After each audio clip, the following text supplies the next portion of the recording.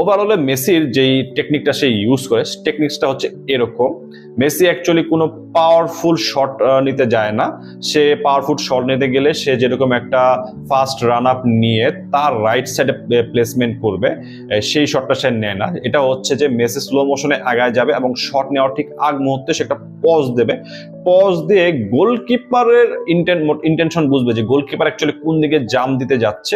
গোলকিপারের intention বুঝে সে aim করবে এবং সেই ডিরেকশনে গোলকিপারের মুভমেন্টের অপোজিট ডিরেকশনে সে শটটা নিয়ে প্লেসমেন্ট করবে।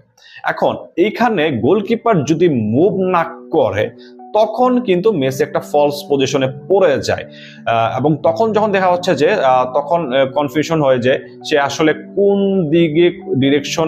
ডিরেকশনে সে শটটা নিবে, তখন কিন্তু একটা কনফিউশন ক্রিয়েট হয়। এবং এই কনফিউশন যখন ক্রিয়েট হয় তখন কিন্তু শট টেকার একটু নার্ভাস হয়ে যায় এবং সে কিন্তু অ্যাজ ইউজুয়াল যে পাওয়ার শটটা নিতে পারতো তার নর্মাল রান আপে তার ফুটের অপোজিট ডিরেকশনে সেই শটটা কিন্তু সে নিতে পারে না, তার শটটাও কিছুটা উইক হয়ে যায়।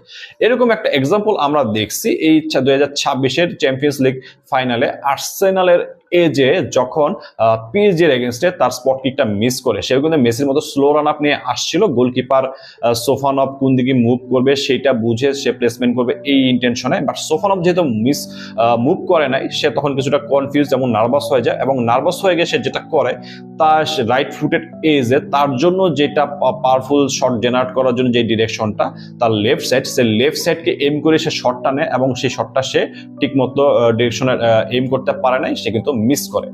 মেসি অস্ট্রিয়ার সাথে যে মিসটা করছে সেটাও কিন্তু exact same miss. Messi slow run আপে নিয়ে আগে আসতেছিল এবং শট নেওয়ার আগে একটা পজ দিয়ে যে অস্ট্রিয়ার গোলকিপার কোন ডিরেকশনে সে মুভ করে সেই ডিরেকশন বুঝে সে শটটা নিবে, কিন্তু অস্ট্রিয়ার কিপার যেহেতু মুভ করে নাই তখন মেসি নিজেও কিন্তু একটু নার্ভাস হয়ে যায় যে অ্যাকচুয়ালি সে এখন কোন ডিরেকশনে শটটা মারবে। সো তার জন্য তখন সেফ অপশন হয়ে যায় যে মেসির লেফট ফুটেড হিসেবে রাইট সাইডে শট মারাটা। তো মেসি কিন্তু রাইট সাইডে টার্গেট করে কিন্তু শটটা নেয়, বাট মেসি যেহেতু অস্ট্রিয়ার কিপার যেহেতু মুভ করে না এবং মেসি যেহেতু লাস্ট মোমেন্টে এসে একটু নার্ভাস হয়ে গেছে যে গোলকিপার তো মুভ করে নাই, তার ট্রিক্স কাজে লাগে নাই, সে কিন্তু লাস্ট মোমেন্টে আর এইমও করতে পারে নাই, পাওয়ারও জেনারেট করতে পারে, যার ফলে যেটা হচ্ছে শটটা কিন্তু রাইট সাইডের সাইড বার ঘেসে কিন্তু বাইরে চলে গেছে এবং মেসি পেনাল্টিটা মিস করছে। এখন